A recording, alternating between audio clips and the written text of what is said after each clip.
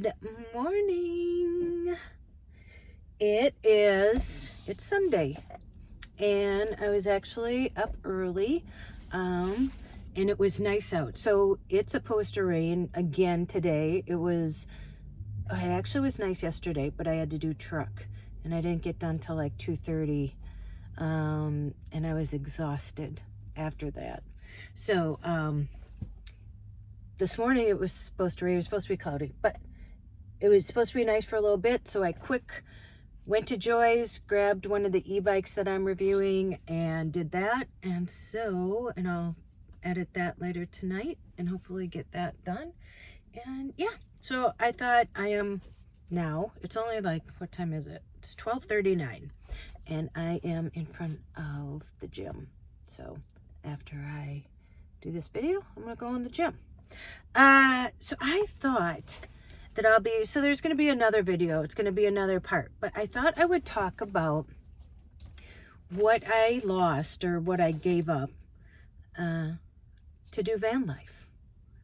And I don't know, maybe at the end you guys can think of other things, but I was sitting here thinking, I made a list, and yeah. And then in the next one, I thought I'd talk about then what I gained from doing van life.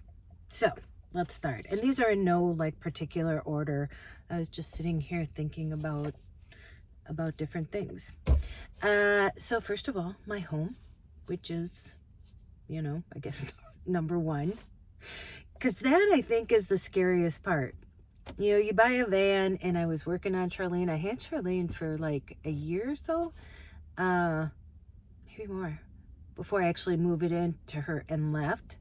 And listen, I know I procrastinated. Jessie and I went to Colorado to visit her girlfriend, who is working at this camp on top of this mountain, and we drove Charlene there. And that was kind of scary because I didn't have the steering stabilizer at the time. And listen, we went up this mountain that was like this wide. And then when we came down, it was raining, and there are people who pass you on like a road that is this narrow, and there's no fence or anything, and then yeah, it's scary. So that was the first time in Charlene. But the security so I know I was procrastinating because I'm like, well, I don't know, I mostly drove when we went out there because it was a lot for Jessie to handle. And although I was excited, really excited on one hand, and really, really, really wanted to do it, there's part of you that's like, oh, might be scary. Oh, how you going to do this? Oh, where are you going to sleep? Because when I took out of the driveway, do you know when they say naivete is bliss? That's the truth. Because I didn't know, again, which was best for me. I knew, I was doing adventures, and I knew I had to get to Phoenix to do NASCAR by like that Saturday. And I think I left like a week beforehand because I knew it was going to be slow. And Charlene is not that fast. And I didn't go, people when I first did it, they were like, because I went like down through Oklahoma and stuff and then over. Because listen, I wasn't prepared yet to go through any mountains, and it was still like fall, almost winter, and it had snowed in some places, so that was why. And it's so funny because I think back to when I left, and when I was going through Oklahoma and stuff, there was literally nothing to see there but tundras going across the road. And I remember figuring out that now I know that a town, anytime you run across somewhere that there's a dollar store or Dollar General and a gas station, you're in a town. And there were a plethora of those on my way. And nothing against Oklahoma, for some reason it just sticks out.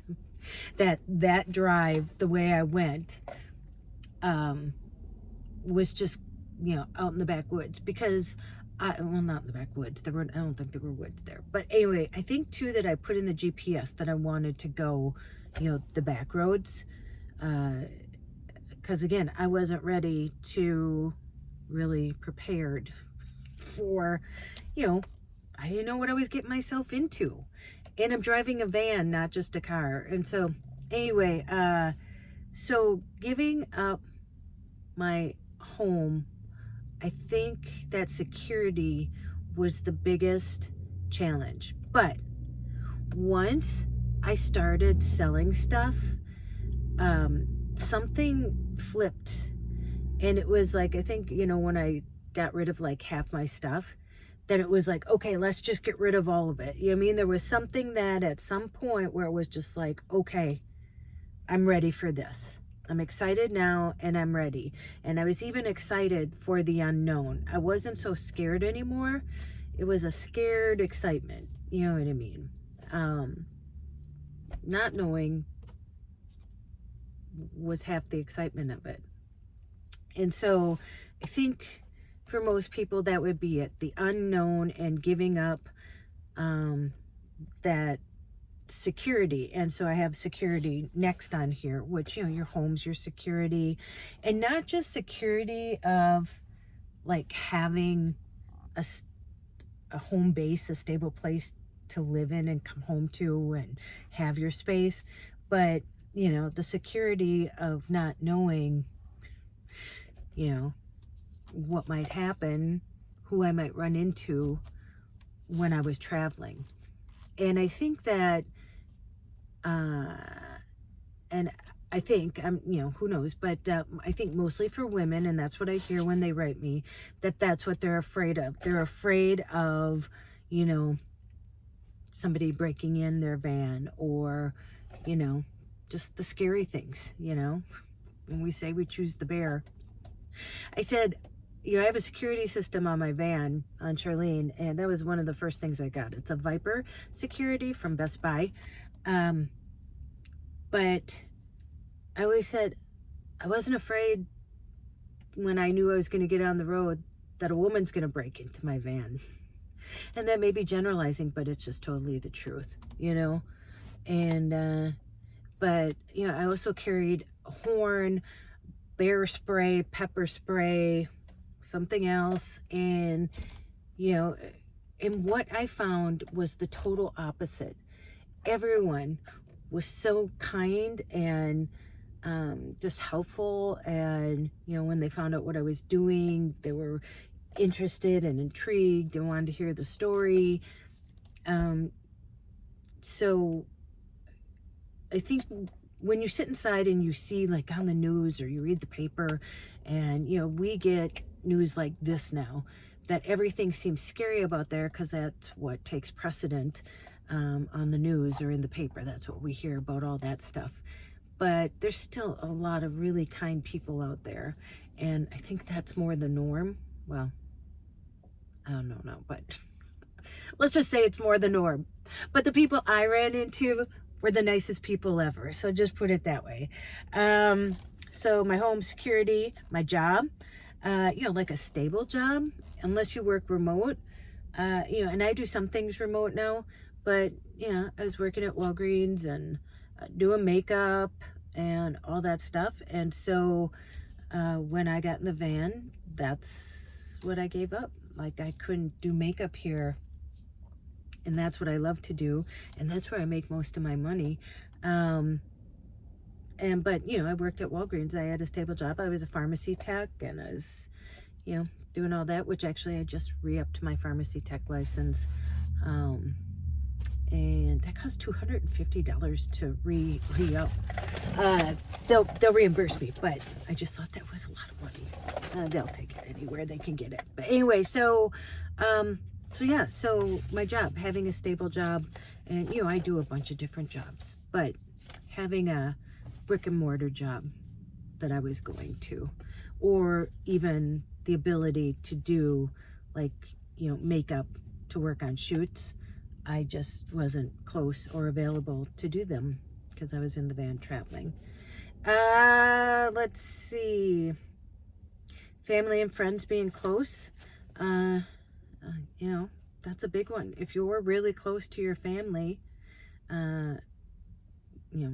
which I'm not to my siblings, but, Joy and my daughter, but she had just come back. She just graduated from Pacific Lutheran. So when I took off, that was kind of the reason too. You know, my brother had just passed away from colon cancer, and Jessie had left for college. She went to Pacific Lutheran in Tacoma in Washington. And I thought, and I've been a single mom since she was 1. So I was always, you know, so busy taking care of things. And I'm like, why am I here in the winter? I'm not really a winter person. I think if, you know, I do a lot of athletic stuff. If I did winter sports or, you know, love to ski or something, you know, I'd probably love winter more. But I don't really like being cold. I mean, too cold. You know what I mean? Like winter cold, like slushy, wet, that kind of cold. So yeah, so having family and friends, and then along that goes with a support group close to me. So, you know, when things happen and you're on the road, it can feel lonely. Like I didn't after a while, but when you first start out and, you know, you can't just go meet with somebody and have a cup of coffee, you know, with your friend just to discuss stuff. And, you know, a lot of times when you're on the road, every day is so mentally taxing because you're always making decisions, always. That, I mean, well, for me, I found out at night I was exhausted, and, you know, talking to somebody was probably one of the last things I wanted to do. I just wanted to be quiet, be in the van, maybe be on the computer, maybe watch, you know, a movie, maybe work on something. You know, I was doing jewelry. I was doing a lot of bracelets when I, you know, was traveling a lot, first of all. So yeah, so it was kind of like, because your mind is always going when you're on the road. Because, I mean, there's already enough decisions to make during the day. What they say, like we make like 12,000 decisions during a day or something like that.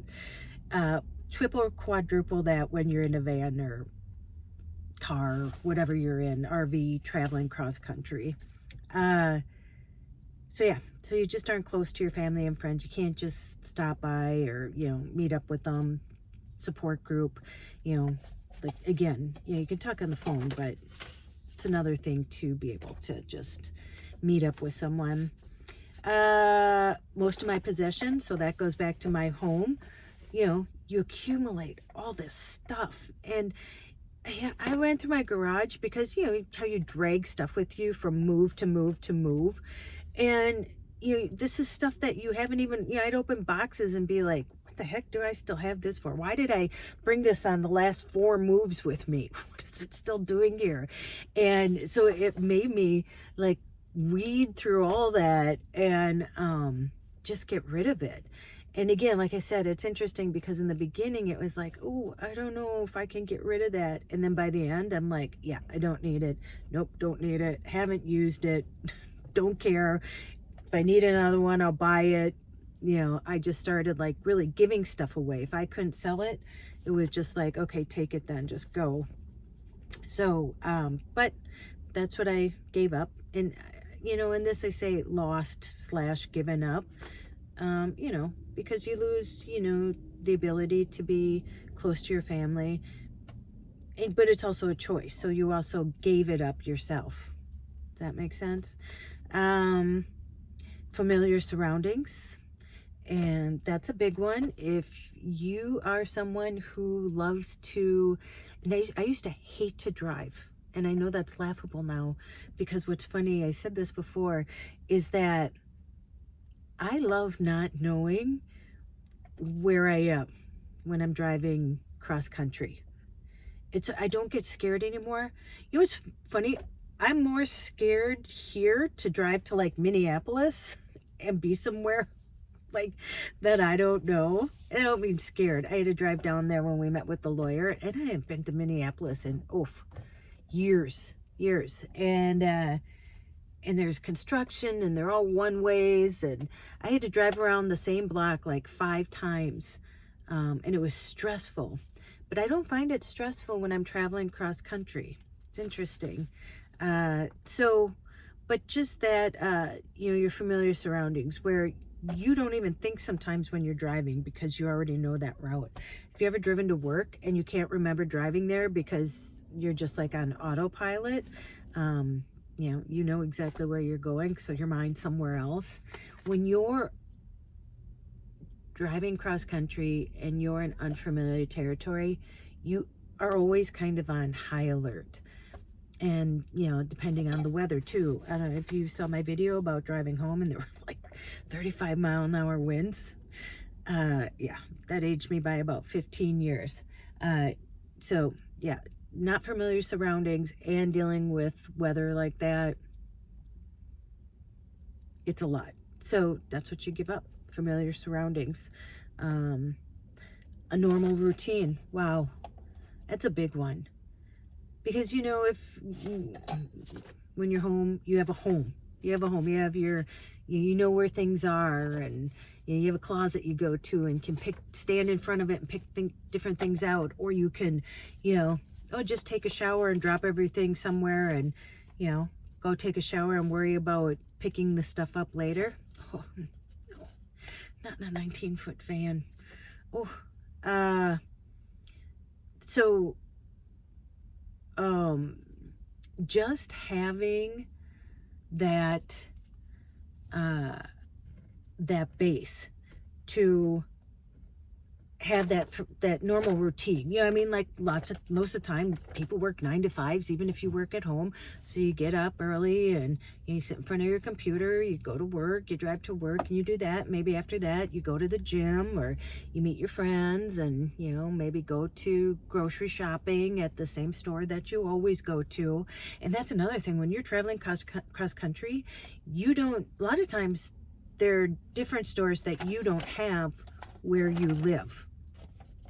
And so it's unfamiliar, because if you go to a store that you already know, they're all pretty much the same wherever you go. But yeah, so that normal routine.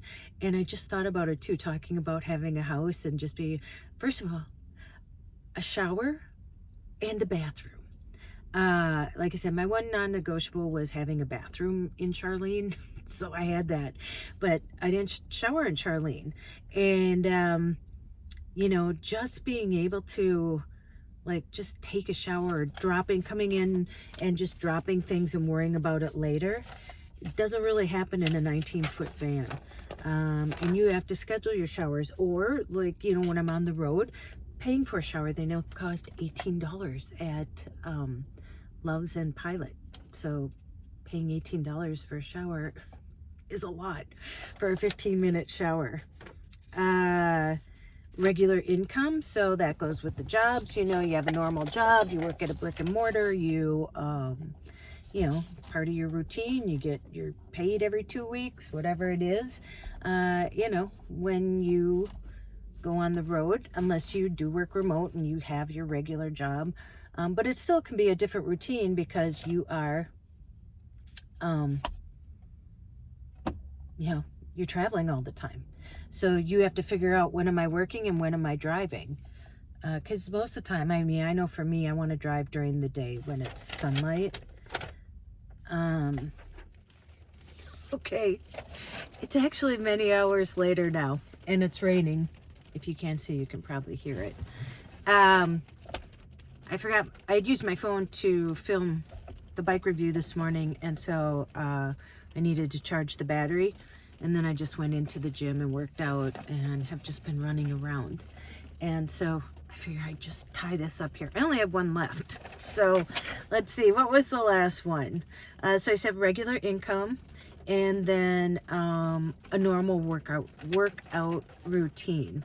So fitness has always been important in my life. Growing up, I was always very athletic, played volleyball, softball. Those were my 2 big sports, but yeah, always worked out the gym. If you don't know, I got it here somewhere there. I've done 2 fitness competitions, one when I was 46 and the other one when I was 50. The one when I was 50 was in Las Vegas. And so yeah, working out has always been important. And I think that when you do van life, when you're traveling a lot and you're sitting, And, you know, it's hard to eat healthy all the time too. Like when you just need something quick. You know, I'm lucky I have a stove. I have a microwave, but it doesn't work unless I'm plugged in. Thank goodness my refrigerator runs on propane, so I'm fine there too. The stove and the refrigerator run on propane. But you know, you go on road trips and you're sitting in the car and you're by yourself, and you know, it just isn't as easy to keep a normal, healthy routine. You know, especially getting to the gym, and it depends on how you travel. I guess I shouldn't say that. The way I traveled, it wasn't easy. So, yeah, that was the end of my list there. So if you can think of anything else that maybe watching me, if you've watched me for a while, that you think that you've seen, it's funny how, you know, when I'm looking at it, that may be coming from the outside, that that maybe you see something different too. And yeah, that's it. And there's something else. So I wanted to give you an update. So if you're following along, if this is like the first video you watched, just know my mom's suing my sister for stealing money from her. And anyway, so they answered on Friday, and you know, it's funny because I've been a paralegal, or I've been in the legal field for over 40 years, and it's so different being on that side and being on this side. And I'm not the one even in the lawsuit. It's my mom against my sister and my brother-in-law. But you know, my mom couldn't have done it without me. And that's why I'm sure they think that I have something to do with it. Trying to get the money. Yeah. I mean, what's funny is they're very wealthy. They just sold their house for $940,000. They both get pensions. They both get Social Securities. All Joy gets is $2,200 in Social Security a month, and her rent and her health care and her bills exceed that every month. And so after the hearing aids, I'm telling you all this for a reason. After the hearing aids, she only has like I think just under $39,000 now. And I'll just tell you one of the things in the answer. She said that because they're answering to our complaint. So in our complaint, we give paragraphs, or my mom's attorney does, but it's Scott, who I know. And so they're answering all those, and they say either like deny or agree, you know. And the one where it said that she had been the power of attorney till August, I think it was. Their response was that they agree, but that I came up to her at Maddie's funeral, wasn't her funeral, and confronted her and demanded that she sign the power of attorney over to me. Yeah. I mean, if you've seen me or watched any of my videos for quite a while, I'm sure you can see me. And again, they said funeral. It was the wake. The reason why I did that was because when I had talked to her, she's like, I just want to take care of my family, and I wanted her to just take care of her family, and that's what I told her. And what's interesting, we went to dinner with Jessie, my daughter, and her partner Bailey on Friday night with Mom, Joy, and I forgot Jessie and Bailey were there because I was telling them that, and they're like, we were there, we saw it, and you were doing it as kindness, because I said, I'll take care of Mom. I don't want you to worry about, you know, having to take care of anything with her. I'll take care of her. You take care of your family. And she said to me, she's signing it, and she goes, whatever Mom wants. And that was that. So, and it's just all lies that they have in there. And it's funny how you get kind of worked up because, you know, you get kind of defensive when you think about it, when you're reading something about yourself, well, and about my mom, and just all the lies they said. But anyway, but, you know, here's the thing. That's why I'm not in the legal field anymore. it's a tennis match, and it's just, you know, they'll take one kernel of something and just blow it up and say something.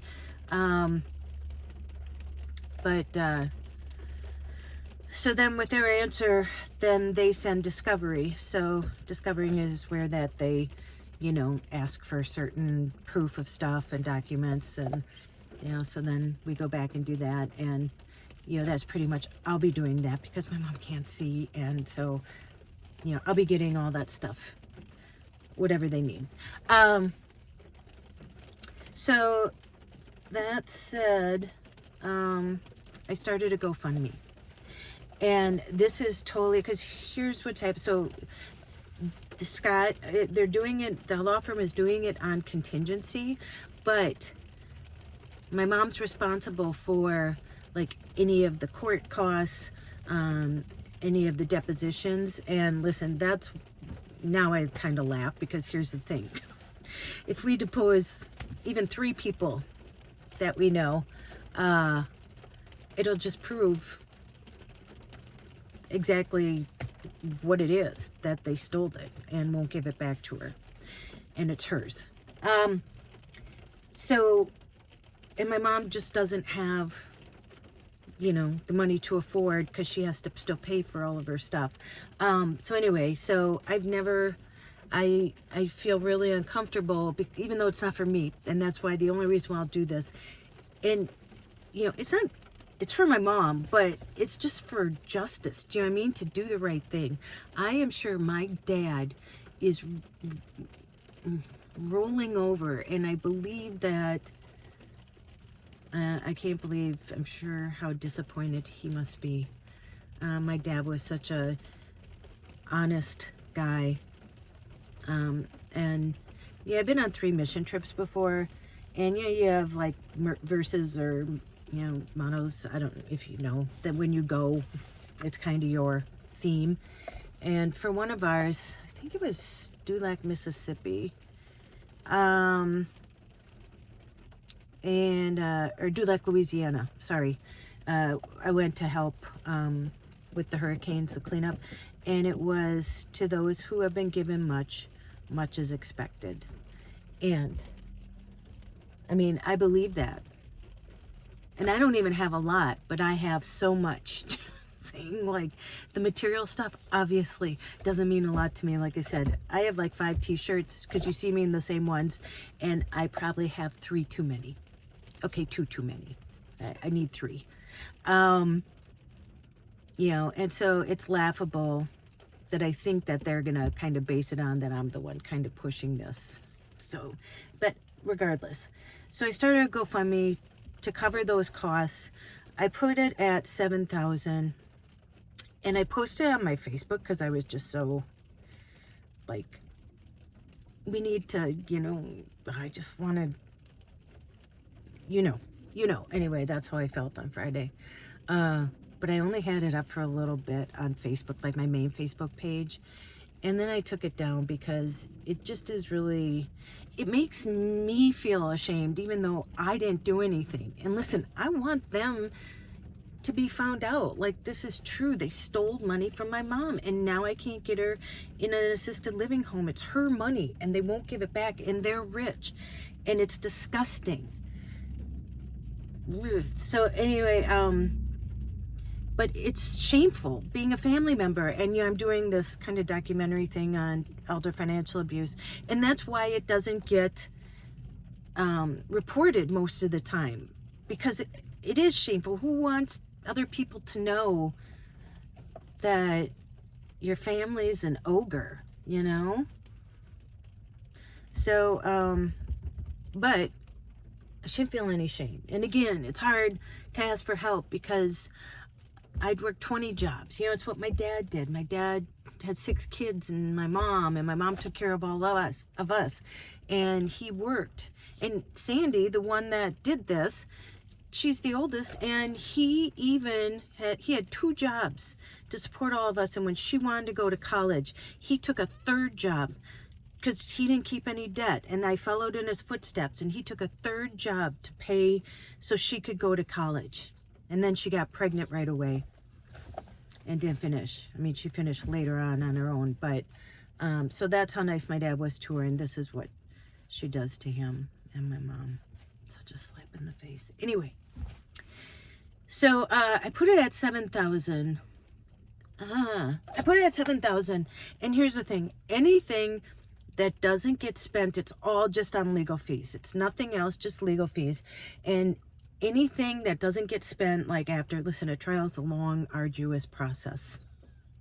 So this will be going on for a while, but if there's anything left over, I'm going to use that money to do, because we're going to win. I know we're going to win. So my mom will get her money back. So she'll be fine. And any money that's left over, I'm going to use to pay off kids' lunches that, you know, they have balances left or they can't afford it. Because, you know, my daughter's teaches autism, or she teaches special needs kids. Hers are high level autistic. But, you know, there's so many kids in need that, you know, can't eat because their parents can't afford that. And I know there's programs and stuff, but you know, when there's balances that can't be paid off, especially nowadays. So anyway, so I'm gonna leave that down below, and you know, I'm just putting it out there. Just, I know you guys all love my mom, and what's funny is it's like she's not just my mom. It seems like she's all your moms, and I'm more than happy to share her with you. And Joy deserves so much better than this. You know me, I saw a TikTok, and this lady said she saw this and she didn't know where she saw it, but I'm just gonna read it to you because it really like resonated with me today. She said that she heard this: unfortunately, some people were not put here to evolve. They are here to remind you what it looks like if you don't. Point blank stop. Hard stop. So I will just leave it at that. And yeah. All right, I gotta edit my video from this morning still, and I'm gonna edit, well, I kind of just put these together, but and then I'll get this up tonight. And yeah, you know what to do. Go out and make an adventure, no matter how big or how small.